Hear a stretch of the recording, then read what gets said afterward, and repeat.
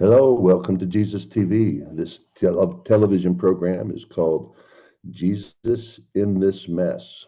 And so this is where we explore the theme of Jesus, the underlying theme of our lives. We put aside the alienation, we get on with the fascination, the real relation, the underlying theme for those who wish to be. And we wish to be. We wish to be and be present with God. And so you do that by always remembering Him. In fact, uh, there are many people who are under covenant to always remember Him. And I find it easier to always remember Him when things are named after Him. So, you know what Jesus TV reminds me of? Not just TV, but the other thing too, Jesus. So when I say Jesus TV, guess what my mind does? It's like, oh, this is a special kind of TV. So when I have Jesus tacos, what do you think? I think about tacos. This is true, but I also think about somebody. And so this is the nature of a world where you could create a world where everything is named after Jesus. You could call it everything is done in His name. It would be like you live in some kind of kingdom where everywhere you turn, it seems to be George's restaurant, King George, George's hotel. They might mix it up a little bit and say King's Hotel. What does that make you think of? Oh, that makes me think of King George. So I am called to a special calling, which is a future calling where there's a kingdom being built, and it's by the kings. And not only will things be named differently, but they will have connotations and denotations. We have that within our Babylon society. Connotations and denotations. Have you ever felt like somebody was implying something without actually saying it? Yeah. And so that's what our society is built upon. We have lovely, praiseworthy, good things in our current society, and that's wonderful. And so people say, well, you don't have to say Jesus' name for it to be Jesus-y to people. And that would be true. Um, you would probably, if some people have that capacity, I don't. I only think of a taco when I don't go like, oh, that's why we say prayers like, oh, let's remember who gave us the food, who's the source of our food. And so I'm like, I need a little help. Why? Because Jesus is invisible. He's hard to hear and barely saves. Those three things. Can you help my unbelief? And so, like, well, what if we called it a Jesus taco? Well, that would be good. But not everybody else is calling it that. And Jesus says they don't need to. That can just be your thing, Greg, your and my thing. But eventually, He's going to create a whole society that's like the society you live in, where there's implications and denotations, there's innuendos. You know what an innuendo is? It's where you say something without saying it. Oh, I think he's talking about sex. Oh, do you think so? Yeah, we're programmed to think in these poetic terms. And this is a segue to what we're going to focus on is Jonathan's poem. So poems, one of the features of poems is they can be very subtle or they can be pretty blunt, head on, and it depends on the poet what their needs are, generally speaking, because God serves up the poet first. So it's like the poet puts his bowl out there, the beggar's bowl, Jonathan does. And guess what Jesus fills it up with? Things that other people need? No, that's not the primary thing. The poet, the painter, the movie maker, the bowl is filled up with things that are addressing their issues. But it just so happens there's a correlation between their issues and other people's issues because they live in the same environment. We live in an environment that Jesus describes as U.S. Antichrist, all is well in Zion, Babylon culture. And so we share some of the same understandings and some things we just get used to. That's like that phrase, all is well in Zion, means some people are just perfectly fine. You know, they maybe were like the people who go into high school, they go, Muller, why are you having a problem here? Just go get with the program. This is fun. This is fun. I'm the student body president. I'm the teacher's pet. They let me do whatever I want here. I'm like, yeah, I see why you like high school. I don't get that treatment. And so not everybody's, we're all equal, but not everybody's treated equally. So life experience, but it's also what you like and don't like. All right, Jonathan. Well, that was kind of a mashup, and especially towards the end, it kind of started fraying. But I wanted to introduce what our focus is. Jonathan's going to share a poem, but I wanted to underlay that first, the things that Jonathan is sharing serve him first. And the same is true about prophets of all sorts. They are channeling oftentimes things that they need to know themselves. And then it just so happens that there's others around them placed in the same time and history and circumstances that get value. Not all of equal value, because like, nah, I'm not really wrestling with that. I used to wrestle with that, but I'm not anymore. And they're moving on to new poems, or different poems, different songs, different genres. Okay, Jonathan, give us your poem from Jesus. Can't hear you. That's your Mikey. Mikey. There we go. So it's kind of random. I just chose one out of the blue because I thought we ought to do that. We ought to just share a poem because we can, and I have so many of them. This one I wrote, who knows how long ago, quite a while back. It's called All Hired Out. Just a second, just a second.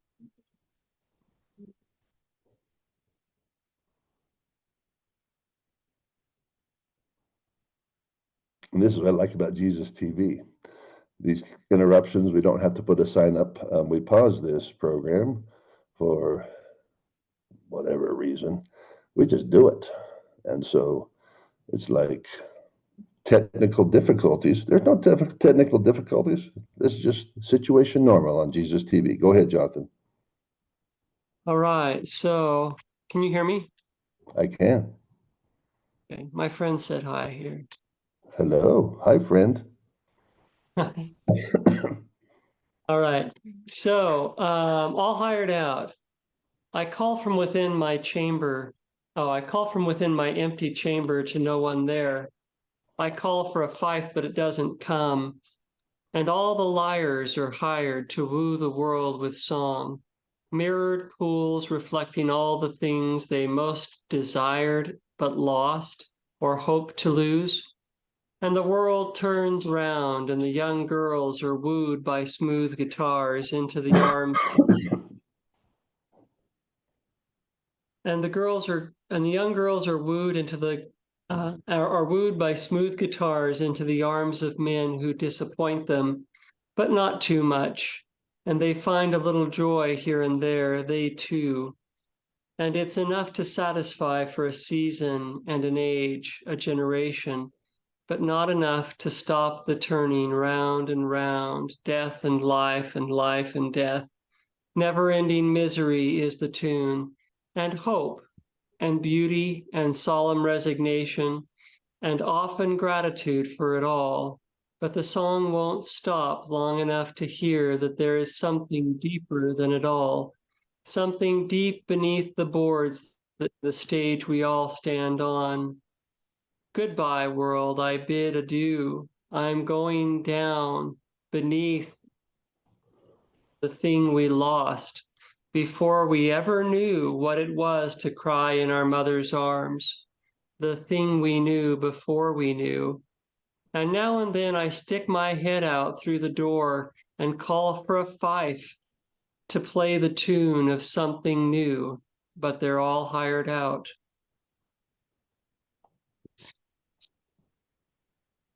That's it. Okay. Give us the interpretation, line by line interpretation.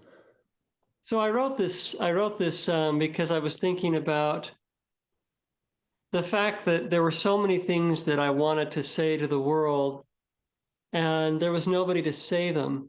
There was in the days when you could get a regular publisher, which some people still do. You know, you could get a regular publisher, and you could sing a song, you could say something new, and the publisher would do all the work of playing the song to all the different bookstores and all the different people, and he would go out and toot a horn, and tell the song that you're singing, play the song that you're singing. Now, um, it's like there's to play the tune. You kind of have to, which I'm going to be going busking. It's like I've decided that in the absence of somebody to play my song for me, I'm just going to do it myself and read my works wherever I go. And so I'm kind of evolved a little bit in the sense of like thinking about what is being played. It's like men playing, the smooth guitars. It's like, what is the world trumpeting? It's the same old song. It's like a never-ending misery. That's the tune. It's like, what do you need story to, have a good um, movie? Well, lots of conflict, lots of miserable circumstances, and hope too. Good things, hope and all those good things. But it's just a never-ending thing. And what I started to picture in my mind as I wrote the poem was I pictured the stage, of the world, or just a stage, but I was down beneath the stage, like digging a hole down beneath the theater, and finding these treasures. And every once in a while, I'd stick my head out the trap door. You know how a lot of times they have a trap. I still have the trap. Hey, somebody needs to, look at these things I'm finding. Somebody needs to tell the world these things, but they're all hired out. And I kind of it was kind of a play on words came. All the liars are hired, Lyres, liars like the old style Great. Yeah, guitars. that's great. Oh yeah. A double meaning, liars and liars, they're Yes. all hired, to tell another tune that isn't quite so much based on truth. Um, and it was just kind of like uh, mourning a little bit the fact that there's nobody to go out and sing my song and to go out and tell my story. And it's kind of fitting as I think about it now. I didn't think about that when I chose it. I just picked it randomly, but it's kind of fitting because I'm to the point in my life where I've decided I'm going to have to do it myself because I can't. There's nobody's going to do it for me.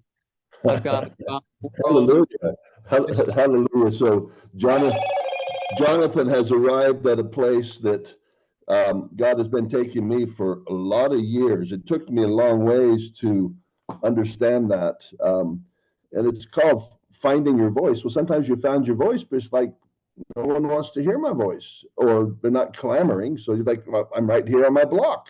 I'm selling lemonade. They should all line up. This is delicious lemonade. And and as soon as somebody comes and tastes this, they're going to tell everybody about it. Oh, you know what I need? I need a lemonade store. I need a franchise. So I need to convince people, and then you start having them tell lies about your lemonade. Oh yeah, this will improve your health. It's not lies. It's just like, yeah, we all need the Pythagorean theorem. Is that a lie? Well, it depends on how you look at it. 10% of the population probably needs that theorem, but no, it's kind of a lie. And and hence it is. We live in a society where um, people tell us, how about we call it half truths? That feels better. They're not lying, and it's just they're not disclosing. They're not being fully transparent. So when you say, "How you doing?" and they say, "Oh, I'm doing fine," is that a lie? Well, no, it's kind of like a half truth. And Jesus excelled at these. They would say, "Oh, you gonna call Jesus a liar, Greg?" No, I'm going to call him sometimes not fully transparent. And his apostles would understand certain things, and they were wrong, and he knew they were wrong, but he did not become fully transparent and tell them. because he knew, well, eventually they'll see that I was going to die on the cross and that I'd be resurrected. Oh, now that makes sense, because he was talking about how you can destroy this temple and it'll be built up or whatever it is. And he would use poetics. And so Jonathan's actually using the language of, we don't want to call them lies. We're kind of like journalists. We don't want to say President Biden was lying, and sometimes it's not. So you'd have to have a whole discussion of what that is. Good luck. That's like trying to resolve the problem of evil. It's like, what is a lie? And that sounds like the devil. Oh, who's to say what the truth is? Oh my goodness, don't go down that slippery slope. Well, I'll come back out of that slippery slope that I just went down to, philosophizing about what a lie is, and come back to the liar, that being the implications that poets can do. Oh, we were thinking, Jonathan, while you were reading that poem, that you were talking about liars, people who don't tell truth. But now you bring to our attention, and had I had my eye on that, I would maybe have been able to, oh, he's talking about people who play a old-fashioned guitar. But Jonathan say, well, actually, Greg, I'm talking about them both at once.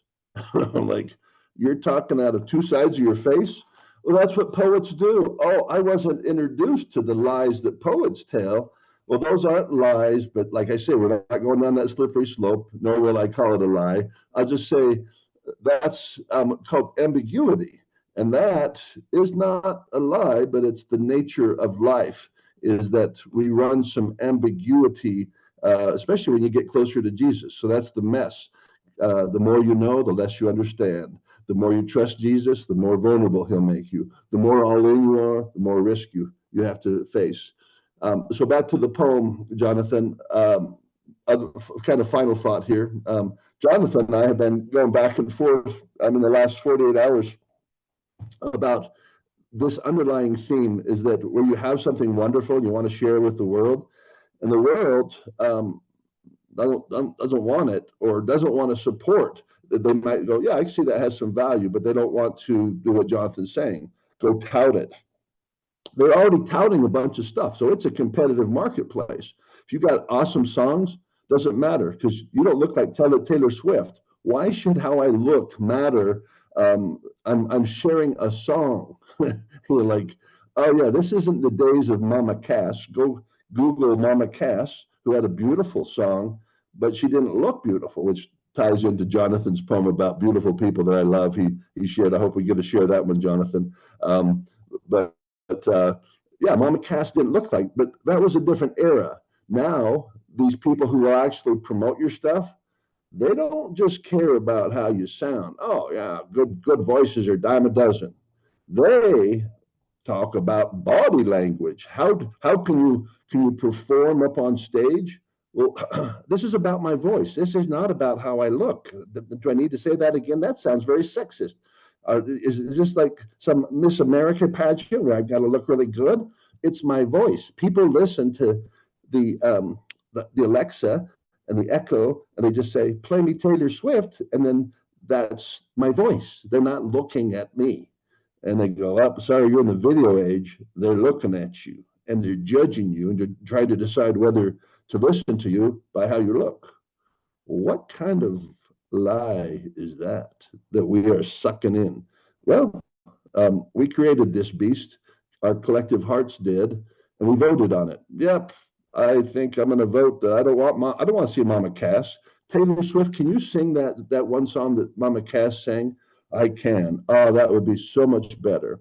And I say this from the perspective of a 60-year-old man who claims that Jesus gives him songs that Jesus has baptized. In other words, Jesus puts new lyrics to classic rock songs and then sends them down to me, and then I share them without my name on them because they're from Jesus. That's what my story is. And Jonathan was listening, and I love that he loves one of these songs. It's called the Hallelujah Chorus, and that's kind of a play on words, of course, you know. It's a song by Cohen, which, if you look at him, he probably wasn't a looker, not like John Cougar Mellencamp. Yeah, John Cougar Mellencamp, a looker. But Brother Cohen, you probably recognize that song. I heard the Lord. Da, da, da, da, da, da, da. Hallelujah. Anyways, the hallelujah song. I can't pull it up. But the point is, God has me put these into karaoke fashion. That's part of the mission. I got 150. I'll get 2,000 eventually, either directly to me or to other songwriters. And then they'll turn into karaoke. Well, Jonathan saw one of my karaoke's and he loved it. And then he saw some other stuff. It's like, that's not very good. And he later was very cute because he came back and said, "No, I wasn't criticizing you, Greg," and, which I love, Jonathan. It was a cute interaction. It was good interaction. But it was at the fundamental root um, of what I do, because I'm called to just rough stuff up. And this is the nature, like songwriters oftentimes are not the stage presence. Oftentimes, your songwriters, they're like ghostwriters. So I don't know, Taylor Swift, maybe she does write all her stuff, and that's cool. And I love it if she does. And I don't care if she doesn't. That oftentimes these people have, it's just like late night writers, they have writers who come up with those jokes. And that's why it's kind of hard to tell jokes right now on late night TV because they're on strike. But they have writers, and the writers don't have to look good. No, that's Jimmy Kimmel or Jimmy Fallon or oh yeah, Bill Maher. He says he's going to go start doing his show without writers, and so he's going to be less funny. Less he'll have to leave out certain segments, but he's like, hey, my show's about talking, and so he. These writers, these people behind the scene, the people who are under the stage, digging up treasures, popping their head out. Hey, look at this. Well, they would like to be on the stage too, but oftentimes you have to accept your role. Jim Steinman, for instance, wrote songs for Meatloaf, and that guy wasn't a looker per se, but he had a stage presence, whatever it was at his time. But he had a voice. That's what he had. He had a 10 voice, 10 talent voice. And so, however, the marketers marketed that, it worked for a time. But Jim Steinman, he wanted the stage, but he knew his voice wasn't a 10. He did one album, and it wasn't bad. It was good. I thought, man, you got a nice voice, but it wasn't a 10 voice, according to those who listened to that. And so, I'm going to just draw this to a close by saying, so Jonathan and I were having discussions about something that is wrestled with by every artist, by every person really, is that you can find treasures, you want to share them, but there's pathways. And these pathways are guarded pathways. They're kind of like heaven. No, you can't go here unless you say the words or you know somebody. And so if I knew Taylor Swift, she might be able to not turn me into a Taylor Swift, but she might be able to get me gigs where otherwise I couldn't get. And that happens a lot, is it's who you know. Oh yeah, we'll give him some time. And then, I can go places where I would like to go. But Jesus has taken that out of my heart. Like, no, if Jesus doesn't want me there, that's fine. So I call it going to the nursing home. Well, Greg can play the guitar at the nursing home. Well, pretty much anybody can if they learn a few hymns or something. And so does Greg think he's Meatloaf or a Taylor Swift approximation? No, he doesn't. He thinks he's a nobody. And that's what I had to accept is like, but what I like that Jonathan's doing is opening that hatch. Hey, I got this. And so Jonathan's doing the same thing as me. I share it widely. So there are certain pathways, and these are where we're at in history, is God has created this electronic world where the gatekeepers can no longer shut certain people down. You can actually go worldwide. Now, people still get to decide whether they want to listen to you or not. But, and some of these media corporations and others are trying to shut that down. But it's cat's out of the bag, that God will allow nobodies to travel and be sharing widely. Now, getting an audience, no one, even Taylor Swift, can't force an audience, but she has these systems that bring them right in. and she's just having sold out show after sold out show. I'm not going to, nor is Jonathan, but we have pathways. And Jonathan's about ready to take an old pathway, which is you just go sit on the street. I have that pathway too. I call it street preaching. I say, oh, you'll be basically doing what I'm doing, Jonathan, is street preaching, sharing the words of truth, light. I call them sharing the words of Jesus out on literal streets, but also metaphorical streets, which are, that's where it goes worldwide. The metaphorical streets, the virtual streets, like right now on Jesus TV, that's what we're doing. This could go worldwide. There's nothing that stops the world from accessing this other than they don't know about it. We don't have marketers. They don't like it. That's real possibility. Or it's not time. So there's sometimes things that no one likes until they like them. Because maybe grunge has been going for years and years, but grunge wasn't the thing. And then all of a sudden, people are like, oh, I love grunge. And grunge, in the words of your poem, Jonathan, Jesus' poem, it has its season. And so these, your poetic words, like what's being put on the stage, it moves in seasons. So enjoy your 15 minutes of fame is what people call it. So there's tropes to understand this, that yes, even Taylor Swift will eventually fade away, and eventually all graves go unvisited. They won't visit Taylor Swift's grave. That's correct. And there we are left with that sediment that it kind of bleeds through his poem, which is men live lives of quiet desperation because as eternal beings, we want to be recognized eternally. It's part of, I want to live forever. Do you really want to live forever? Says Alphaville, singing Forever Young. I want to be forever young. Do you really want to live forever, forever young? And of course, they're doing that ambiguity thing. Like, really? Do you want to live forever? Yes, forever young. And so that is the nature of humanity, that we are infused. We have DNA that cries out for. I want to be heard. I am, I said, to no one there.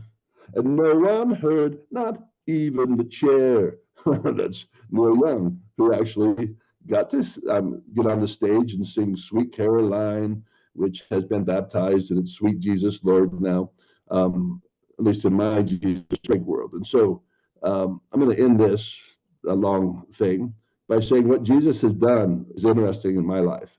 He says, yeah, I'm going to create a world, Greg, where you have access to all the pathways. All those pathways you wanted, I'm going to create them for you. But I'm going to create them within this sphere. It's a little sphere. I lived in a little sphere when I came down to earth.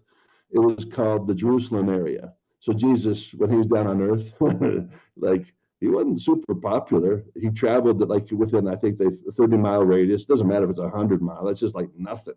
It's like if nothing burger came to earth.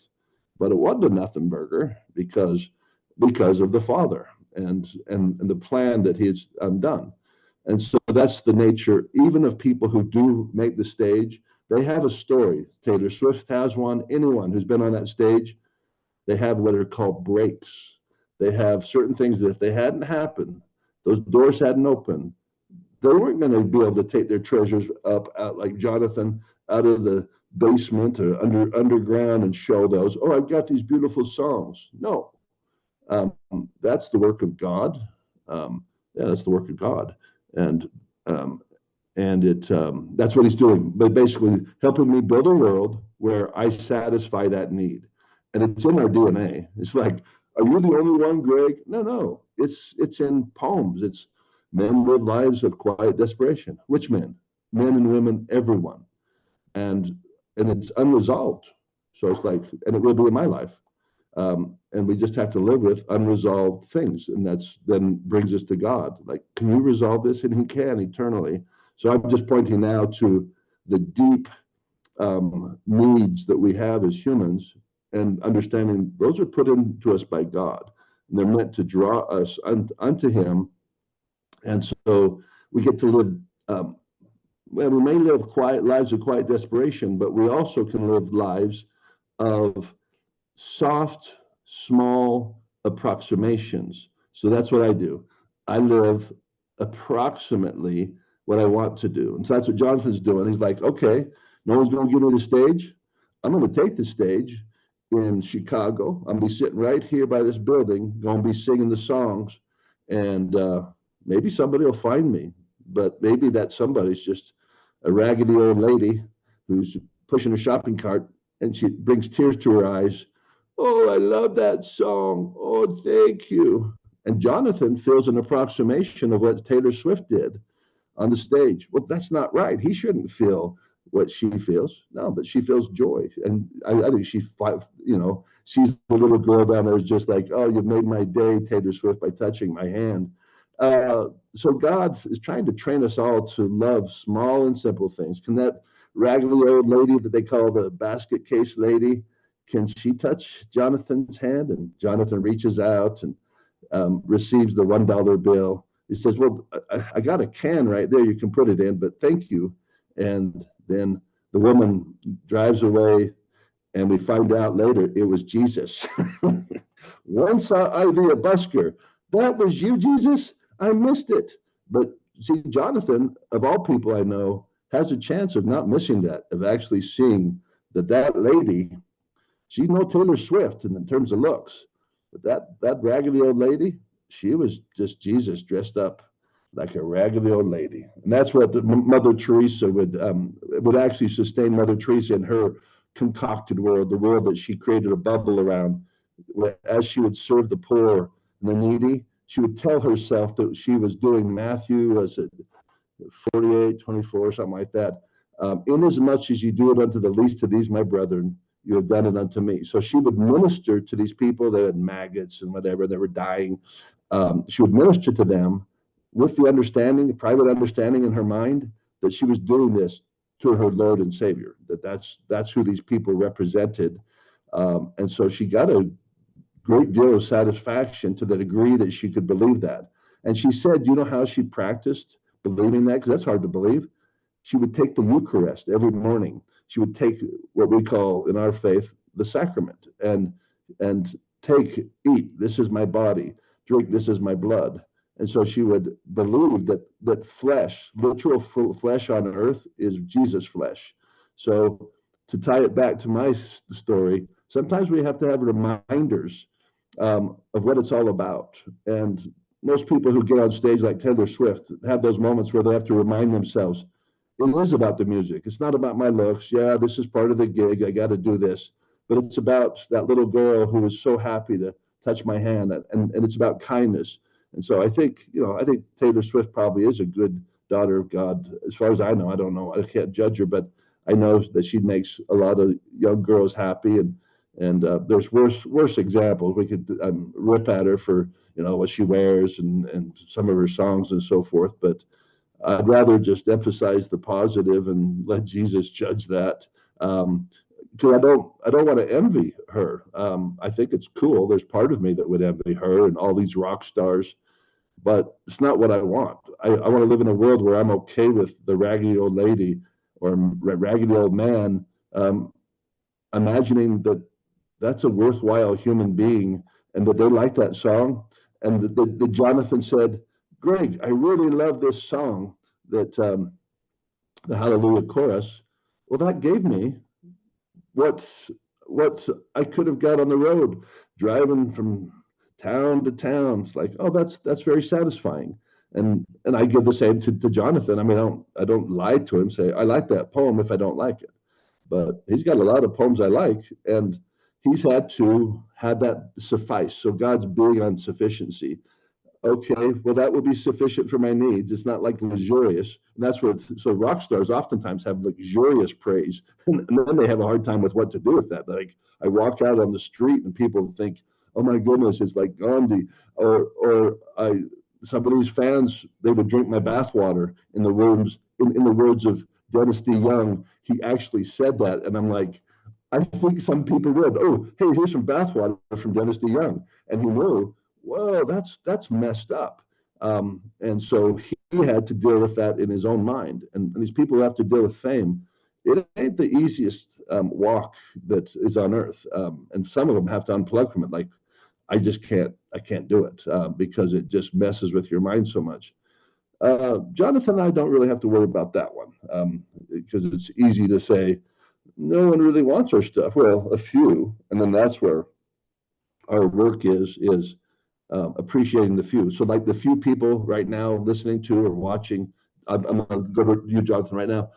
The few people that are watching or listening to Jesus in this mess, that's adequate. That's, I mean, it's up to Jesus. And that's what I tell myself, like, you are the guy, Jesus, who gathers the people who uh, you want to have listen to this. So we feed your sheep by just throwing it out there, which I just did, a lot of wordage. And now I'll turn the mic back over to Jonathan, as it looks like he's getting ready to make a smoothie.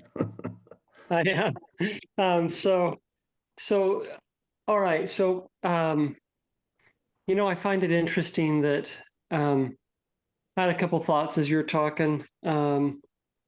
First of all, so there are different types of people.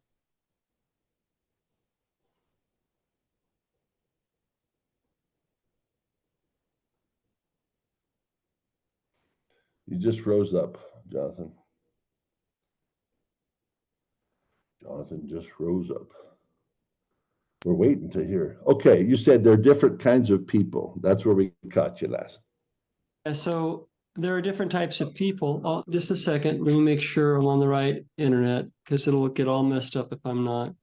Yeah, it wants to switch on me. Let me switch it back.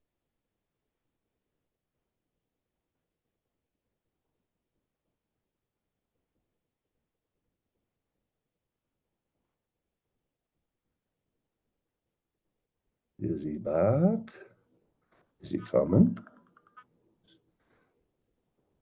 There we go. You're back. Sorry, when I come to this apartment complex, it wants to switch to the internet that's here, which is no good, and I have to switch it back to the. Oh, right, to your cell tower. So, all right. So there's different types of people, and it's taken me a long time to realize that I'm a certain type of person, and to accept that and to have that be okay. And it feels like it's been a very long road coming to that. Yeah. And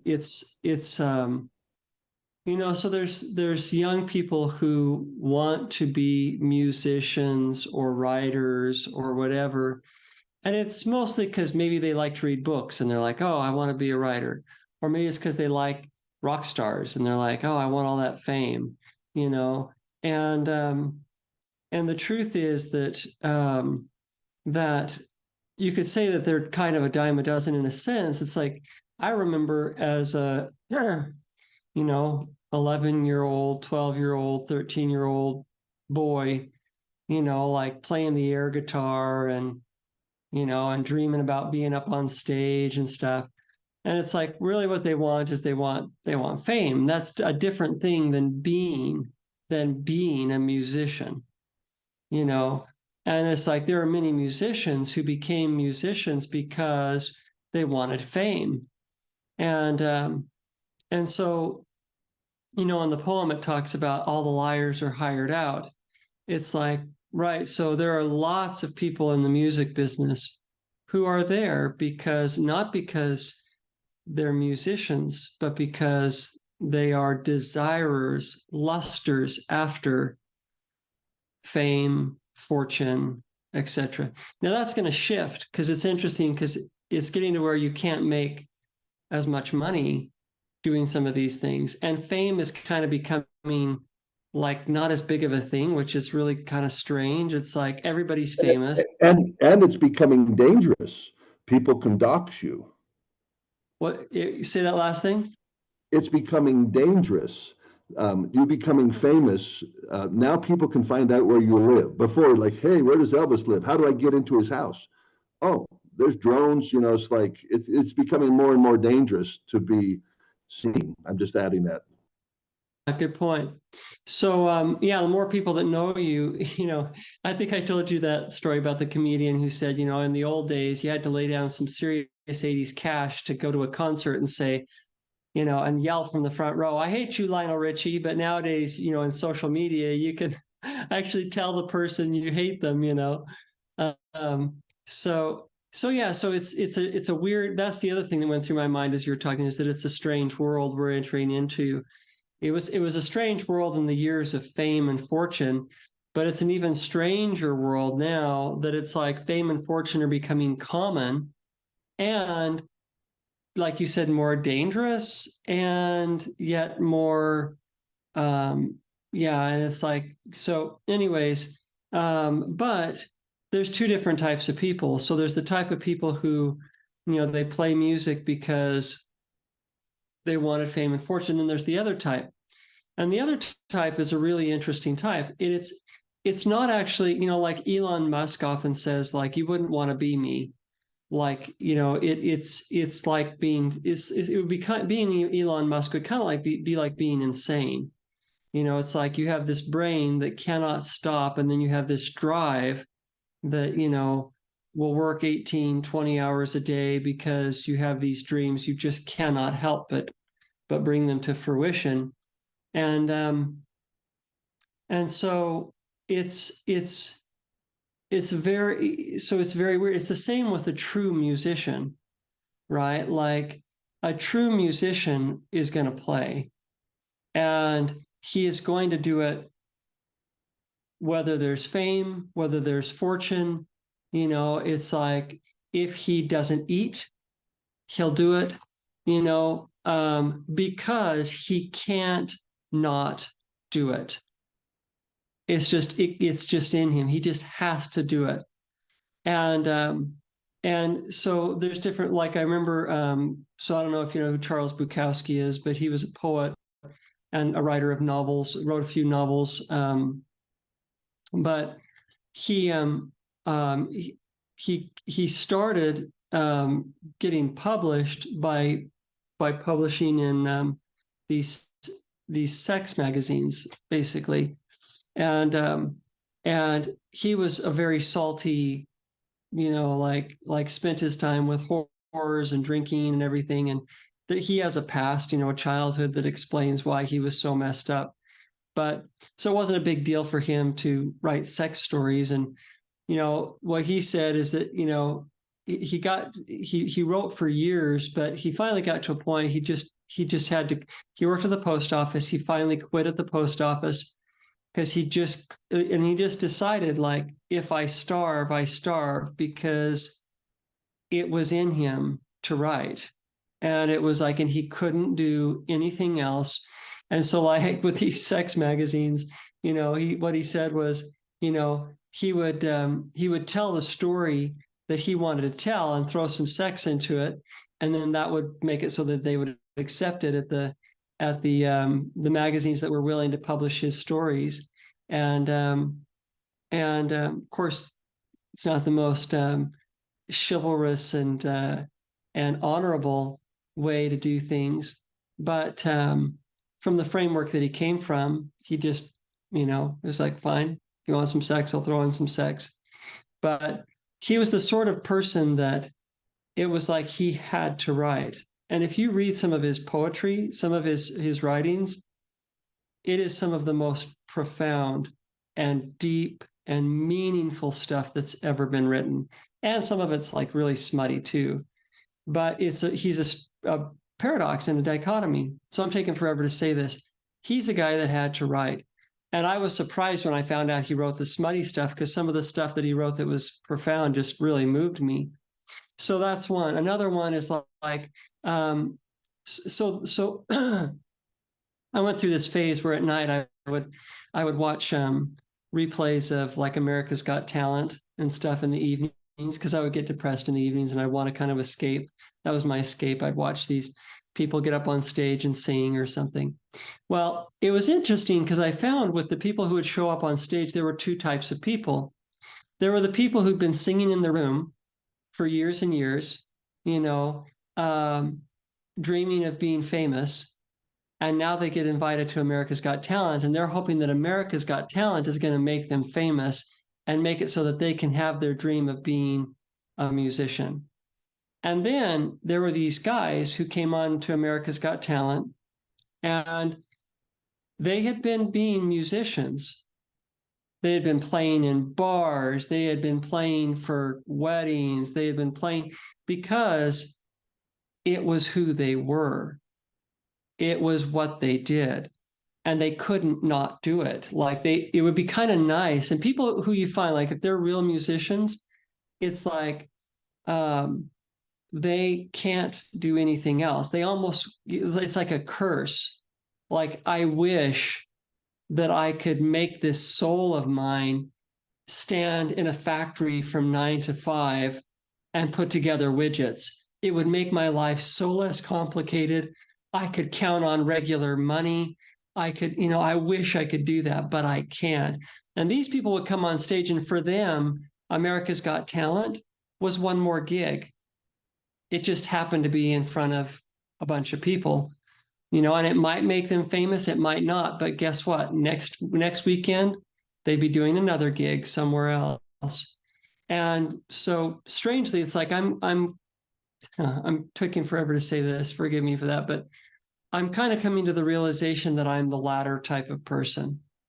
It's like it's taken me years, and I've tried my best to go and stand on the factory floor and produce widgets.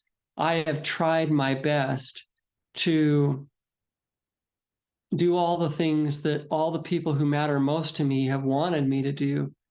I have tried with all of my heart to do that. And at the end of all these years, what I've come to realize is it's like, if I make it, I'm not trying to make it. It doesn't, if I eat, I eat. If I don't eat, I don't eat. I'll eat. It's like, it's America. I'll eat. But, but the point being is it's like it's actually a comfort in a way to finally accept. It's like, in a way, it's the end of one life and the beginning of another, because it's like, what I do, I have to do. And it's my livelihood. That's the strange thing about it. It's like there's a lot of people out there, their livelihood is, making widgets. Their livelihood is this, their livelihood is that. It's like, it's strange, because for me, I'm finally accepting that this is my livelihood. It's like what I share, what I write is my livelihood. And it's like, it's a big step. I'll pass it back to you, but it feels like an important place that it's like, I think I'm just like, okay, I'm getting out of the cellar. I'm going to stop digging. I'll probably still be digging, and I'm just going to get up on the stage because nobody else is going to do it. And I'm going to do this because I can't not. I'm finally to that place. So I'll pass it back with that. And so let me say this last thing. The last thing is just, strangely, what I found is that oftentimes those people end up making some sort of an actual living from it, because it's volume. Remember we talked about volume a while back? It's like if you play in enough bars, it's like, I don't care if you don't have that great of a voice. If you play in 1,000 different bars, what do you think the chances are that you're going to find some sort of a following? If you play on 1,000 different street corners, what are the chances that you're going to have a certain amount of people who say, I'll help you, I'll allow you to live, I'll give you a livelihood, I'll give you enough food to put into your mouth and the few other mouths you have to feed. So a lot of times these guys will make it, quote unquote, make it, just because they're constantly doing it and they can't do anything else. I'll pass it back. Yeah, that's right. And I like how you frame it. And it's unfamiliar to people, just like Elon Musk. It's very unfamiliar to most people to have such a passion, a useful passion, or at least a lauded passion, like art or writing or building companies that would overtake you like that. But people are overtaken by a lot of things, like addictions. Oh, I can't believe that somebody would become addicted to alcohol. Yes, we actually can believe that. But you're like, what if art was their alcohol?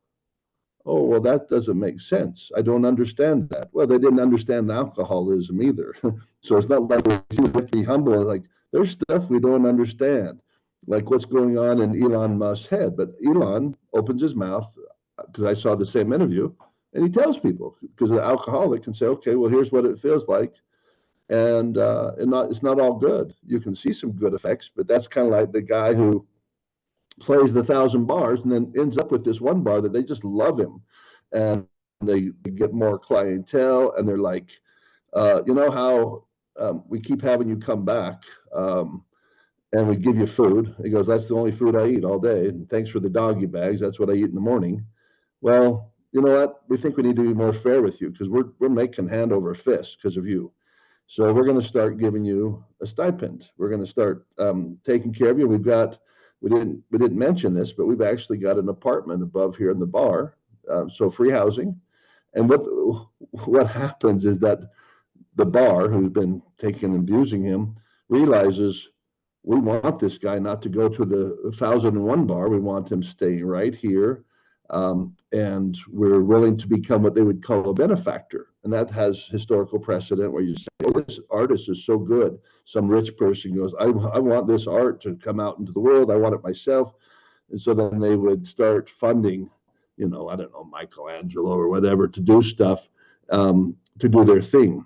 And it doesn't have to be a high thing. It could just be matched. Oh, you do such a good job in the nursing home, and everybody seems to like you. And you could be a nursing home. You're like, I didn't want to get stuck in a nursing home, but maybe, and you won't be, because maybe you're the person who goes, no, I'll play for the next year here, but I feel to move on. And you're not moving on so you can be more famous. You're not moving on because you need more money. You're just moving on because your soul tells you to. It's like a gypsy or something. Well, what I'm speaking of, I just want to tie it back to some things that people might understand. So, because we live in a weird, ahistorical time, that we live post-industrial age.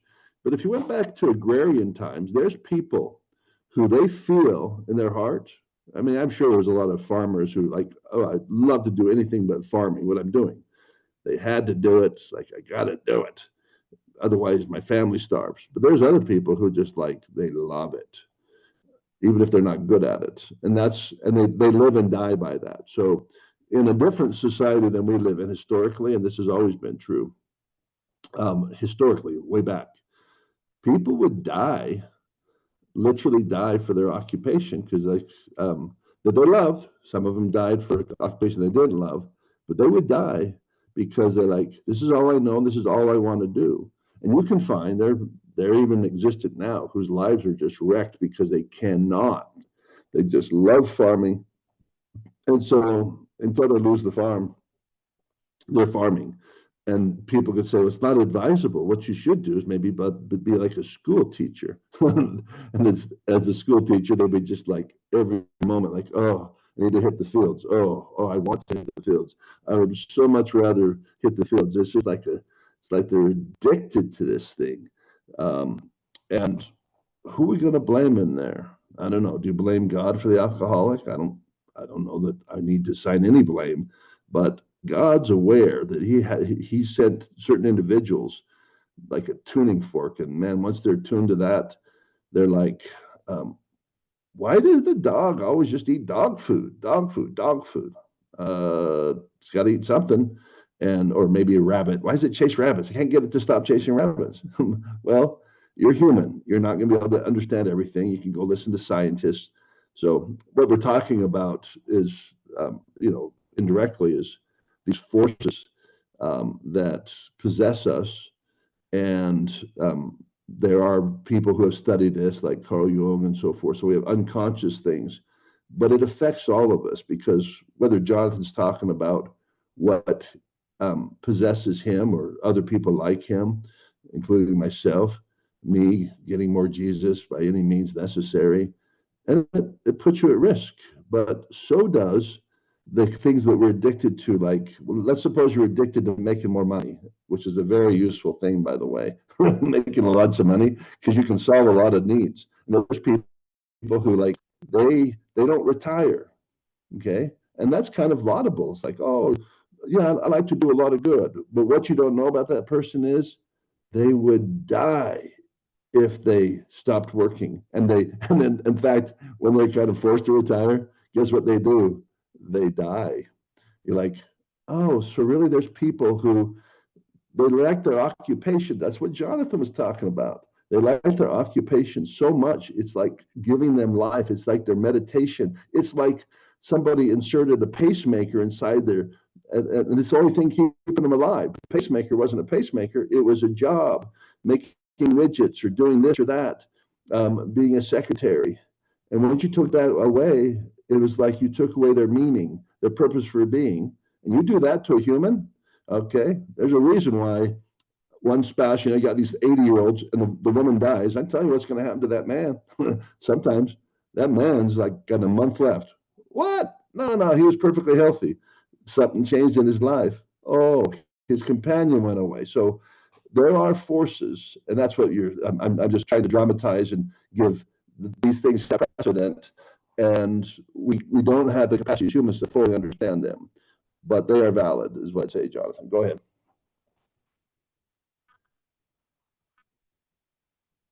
Can't hear you. You're muted. There we go. Is that better? Yep. All right. So what occurs to me is that so it's like there's a couple words that comes to mind for that. So vocation is a word that is used for what we're talking about. The idea that you have a vocation, and it actually kind of implies a sacred calling.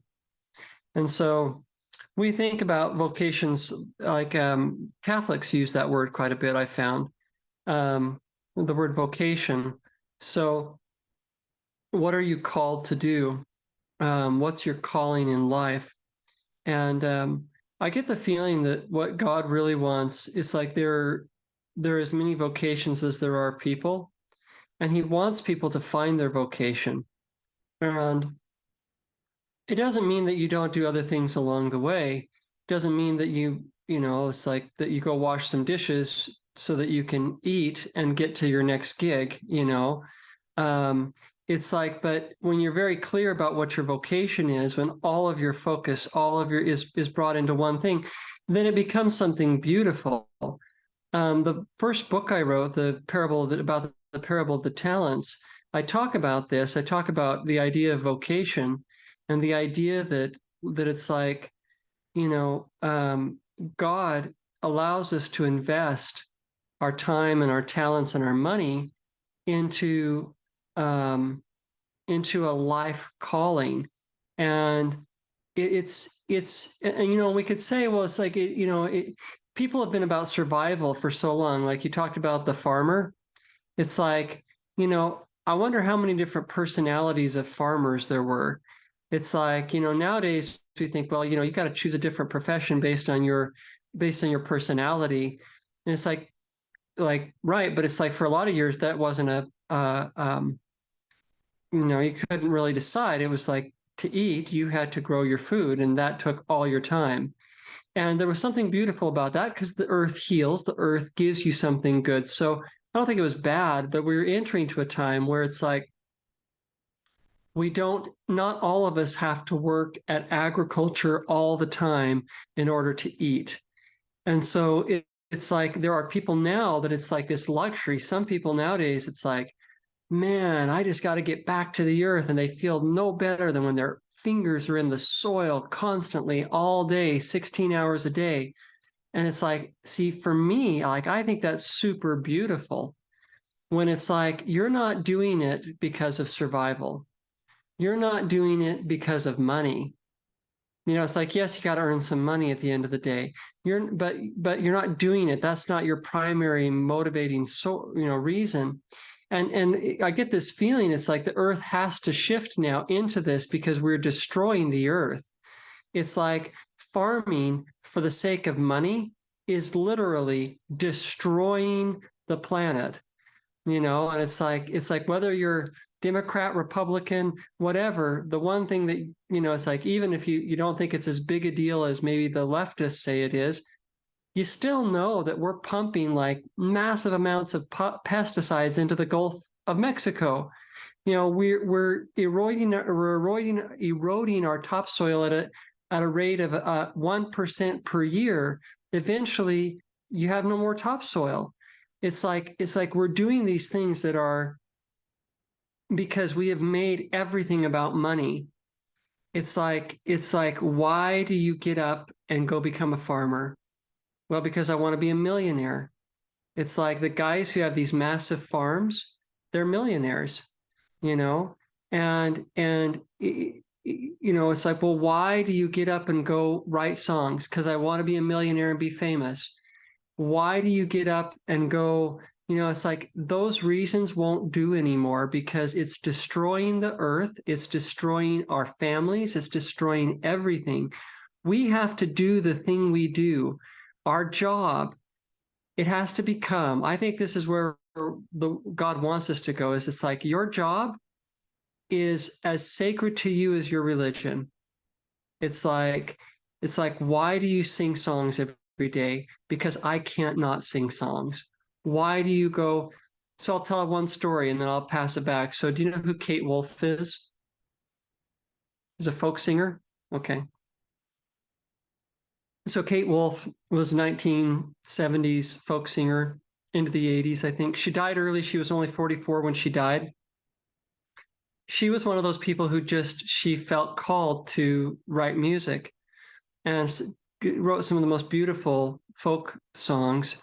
And she told her husband, and her husband said, well, I don't want to be married to a musician because you're going to be traveling, et cetera, et cetera. So he basically divorced her and she said it was really hard for her because she knew she had to produce music. It was just in her.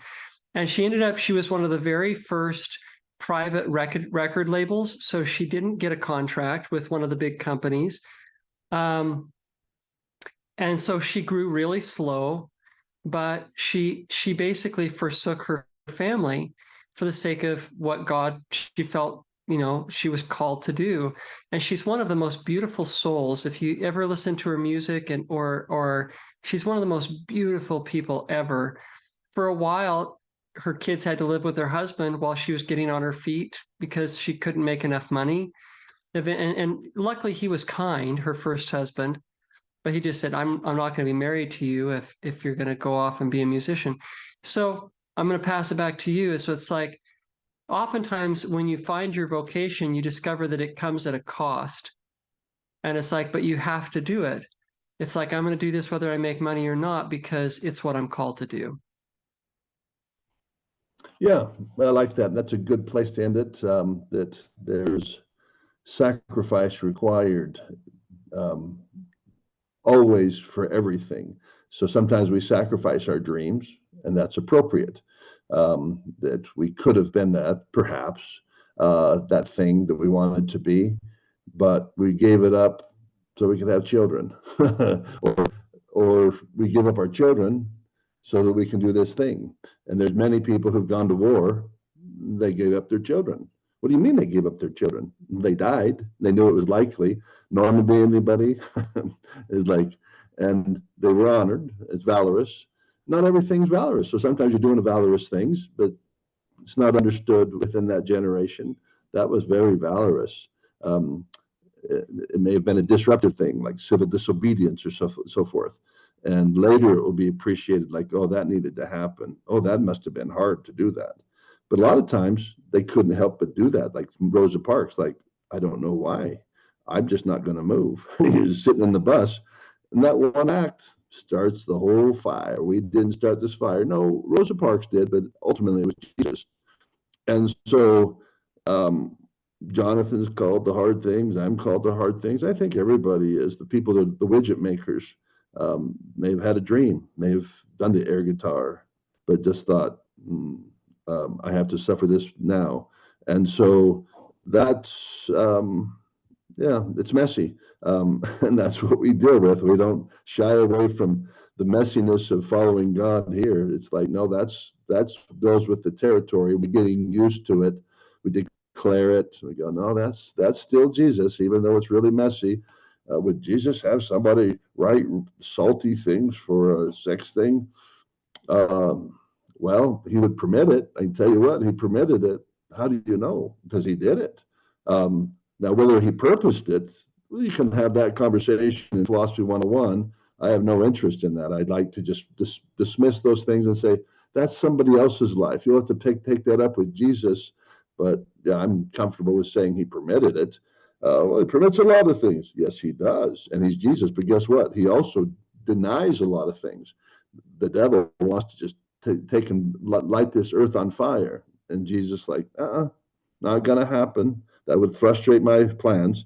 I intend to burn it with fire. It's like, what? Yeah, Jesus is gonna light this thing on fire. Oh, the devil wants to do it? Yeah, but he can't. There's nothing he can do. Nuclear powers and so forth. Well, yeah, we're probably going to see some of that, but no, there's going to be a cleansing, and so God is overall, and that's the story that I'm going to preach and teach and live in my own little world. Greg, you don't have to worry. If you want to do something else, do something else. Then Jonathan or Greg. Article of Faith 11, we claim the privilege of worshiping Almighty God according to the dictates of our conscience. We also claim the privilege of believing all things, whatever we want, and then just kind of see how it rolls, like some kind of scientist. Let's believe this for a while. Let's believe that for a while. So what you actually have heard is a bunch of beliefs. Then you get to decide for yourself, and that's what you'll hear on Jesus TV. We are like preachers. Jonathan's a poet. I'm a street preacher. I also do poetic stuff. And we're looking forward to Emily Powell joining us if that's what Jesus wants. Jonathan and I don't make those things happen. We didn't bring her, we didn't send her away. We love her. And so we remember her. And I'd be saying that a year from now or 10 years, if Jesus still has, like, remember when we used to have Emily Powell? It was so wonderful and so sweet. But we leave that to Jesus, and we wish her the best. That's my final thought. Jonathan, anything on your end as we wrap up? I don't think so. There was a thought I had just a second ago, a really brief one, but I've lost it. I think that's good. So we'll call it a day. I know you got to get All to church. right. Excellent.